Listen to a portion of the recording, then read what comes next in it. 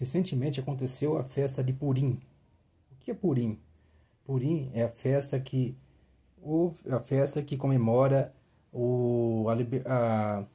a mudança de sorte dos judeus, porque os judeus estavam para ser massacrados por Ramã, por um decreto que ele praticamente persuadiu o rei Assuero a assinar, né, e matar toda a comunidade judaica na Pérsia, certo? Então, ao contrário que todo mundo diz que Hanukkah é um carnaval judaico, isso não condiz muito, sabe por quê? Porque as pessoas não conhecem essa festa. Eu participei dessa festa, certo? E que o uso de máscaras, fantasias, significa que que o Purim, né? Estou confundindo com Hanukkah, né? Hanukkah foi outra festa que eu vou conversar, como eu falo para vocês outro dia. Purim fala do livro de Esther, que o livro de Esther nada mais é que uma simbologia de todo mundo usando máscara, disfarçado. Por exemplo, a própria rainha Esther, o nome dela era Hadassah, que por orientação do tio dela, Mordecai, ela ocultou esse nome judaico e se foi conhecida como rainha Esther, né? Tudo isso tinha um propósito, certo? Mordecai e Hadassah, eles eram parentes, né? Mordecai era tio de Esther. E mais uma coisa engraçada, no livro chamam todo mundo de judeu, mas só que Mordecai era da tribo de Benjamim, né? Que tinha uma ancestralidade ligada ao rei Saul. Se voltar lá atrás, rei Saul, ele desobedeceu uma ordem direta de Deus através do profeta Samuel, que era matar todos os amalequitas, né? E Saul manteve vivo o rei Agag. Esse próprio rei Agag foi o que, na noite que ele teve preso, ele gerou um filho na sua serva, e que 500 anos depois, aproximadamente, gerou Ramã, que decretou o genocídio do povo judeu, o extermínio do povo judeu, certo? Então, para quem acha que o livro de Esther não fala de Deus, você procura entender que o livro de Esther fala muito em acrônimos. Deus agiu tanto como agiu no Antigo Testamento, porque manteve e preservou a integridade do povo judeu, a tribo de maior número que se preservou no exílio desde a Babilônia, durante 70 anos, que alcançou o Império Persa e o Império Grego, certo? Então, para quem fica falando que Purim é uma festa do carnaval judaico, isso é mentira. As fantasias são sinais de que Deus estava oculto, a rainha Esther ocultou seu próprio nome, sua identidade judaica, Mordecai está por trás de tudo isso daí, certo? Foi um plano divino para poder preservar a identidade do povo judeu e a integridade do povo judeu, porque não é de hoje, não é até nos dias atuais vimos que o povo judeu ele sofre certas atrocidades dos seus inimigos, certo? Então, foi um propósito divino, que vocês verem na entrelinhas ali, que Esther, ela fez jejum, decretou que o povo fizesse jejum, e teve que se apresentar ao rei, né? E correndo o risco de morte, porque na corte do rei da Pérsia, do imperador da Pérsia, se você não fosse convidado e entrasse no salão do rei, que quando ele estava deliberando, se ele abaixasse o cetro, ele decretava a tua morte. Porém, milagrosamente, Assuero, né, o Hachaverov, ou Dário, o Artaxerxes I, estendeu o cetro para ela, dando-lhe graças. Se vocês não entenderem esse acrônimo, significa como Deus estava com aquele povo, que permitiu que quase fosse terminado. Por quê?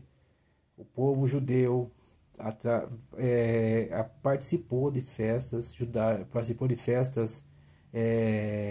regadas a vinhos e orgias que o rei Assuero fez. Inclusive, se vocês têm uma ideia, há históricos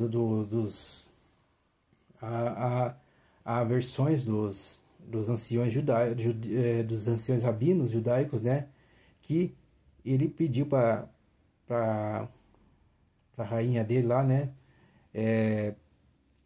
Se apresentar para ver a beleza dela, quando ela recusou na Hasti, né? Vasti, quer dizer, o nome dela é Vasti. Mas na verdade não foi se apresentar a Sakura. Segundo contam os sábios, foi dada a ordem para ela se apresentar nua para todos verem a beleza dela. Você vê o nível da festa que a senhora está fazendo. Tinha judeu participando disso. E ainda mais agravante, estavam fazendo com utensílios do templo, do qual foi a morte do último rei da Babilônia, que foi a sentença deles. E o problema é que nessa parte tinha judeu participando e não estava nem se importando, tendo temor com o utensílio divino que estava, de Deus do templo, os utensílios de templo que estavam lá. Essa é a versão. Por isso que Deus permitiu que Amã se levantasse e decretasse o extermínio judeu. E tem outra coisa também, nos livros históricos judaicos, diz que Amã foi favorecido por Mardoqueu durante o cerco da Índia, né, da rebelião das províncias da Índia, que estava sem comida. Mas Mordecai, ele pediu assim, não, eu te ajudo sim, mas assina na minha armadura que você tem débito comigo. E isso que aconteceu. Por isso que tinha esse problema que quando foi dado o decreto que ele foi um dos ministros superiores do rei, que a irmã se recusou a reverenciar ele como adoração. Uma, porque um judeu não pode adorar um homem. Isso é fato. E outra porque a irmã se lembrou. Não, eu tenho dívida com ele. Eu não posso nem obrigar ele. Então a única saída é matar ele e o povo dele. Como ele é descendente de Amaleque, né, através de Agag, há uma influência espiritual muito grande sobre isso. Então ele tentou isso. Mas como a rainha Esther teve o favor do rei, né, que o rei ainda falou, o que você quer, minha rainha? Até metade do reino eu te dou. E ela disse, programou o banquete e tudo. E nesse banquete tudo, ela revelou a identidade dela e ela ia morrer por causa do decreto que Amã assinou com o aval do rei. O rei ficou enfurecido e descobriu ainda que ele deixou uma forca para enforcar Mordecai. Serviu para ele. Certo? E daí depois, como não podia anular o decreto, ele fez outro decreto que os judeus eram obrigados a se defender e o governo deu armas para os judeus se defender. Mataram 500 mil só na capital Suzã, né? E o rei ainda falou, só 500 mil mataram aqui na capital Suzã. Que mais seu povo não fez? Que mais você ainda deseja? Aí que tá o segredo da coisa. Rainha Esther fala assim, se for da tua vontade, ó rei, que amanhã sejam enforcados todos os filhos de Ramã. Aí foi um acrônimo no hebraico, que foi uma profecia, né? Que em 1945, no julgamento de Nuremberg, o último dos influentes nazistas foram enforcados. Foram 10 que foram enforcados naquele dia. O mais atrevido lá deles falou assim, a última palavra deles, esse foi o Purim dos judeus. Lembrando que a rainha Esther falou há mais de quase 2000 anos atrás. Certo? Então, para quem diz que o livro de Esther não fala de Deus, e para quem diz que o livro de Esther é só uma história, vocês estão completamente enganados. Então, aí que está a festa do Purim, que fazem fantasias. E não só fazem fantasias, tá? Ali você oferece o meio shekel, quer dizer, o valor de uma porcentagem de prata, que nesse ano foi R$59 e uns quebrados, né? E você vai fazer doação para os pobres, né? Dá presentes para duas pessoas chegadas, certo? Ler o livro de Esther e refletir como Deus salvou aquele povo. Então Hanukkah é tudo isso. É Hanukkah, meu gente, eu estou falando em Hanukkah. Purim é tudo isso, certo? É só vocês pesquisarem a festa que esqueça esse negócio que Purim é carnaval judaico, que é mentira. Tem um simbolismo muito grande, tem um significado espiritual muito grande também. É tão importante como a Páscoa, que vai ser a próxima festa, certo? Porque Deus salvou teu povo do extermínio. E Deus estava irado com o povo, né? Foi um teste, né? Então, provavelmente vocês viram como a sorte dos judeus virou, porque quando Esther chegou no palácio, o rei estendeu o cetro para ela tocar. E ainda deu metade do reino para ela. Isso simboliza a vontade de Deus. Então, de hoje, se você tem uma visão, você tinha uma visão sobre o livro de Esther, então hoje muda o conceito do livro, da visão desse livro, porque é tão importante como tantos os demais, onde Deus, ele não mostrou sua face, mas ele esteve presente e fez muitos milagres, certo? E tira essa história de carnaval judaico que não existe.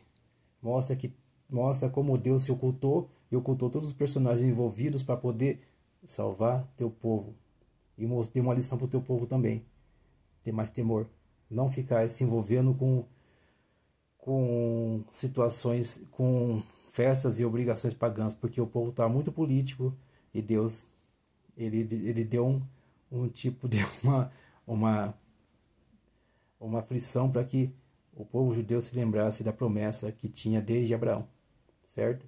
Então, se você hoje tinha um conceito sobre Purim e o livro da Rainha Esther, mude esse conceito e se aprofunde mais, porque é uma história muito bonita de fé e de temor a Deus, mesmo que ele não apareça, mas ele está nas entrelinhas, está no acrônimo no hebraico.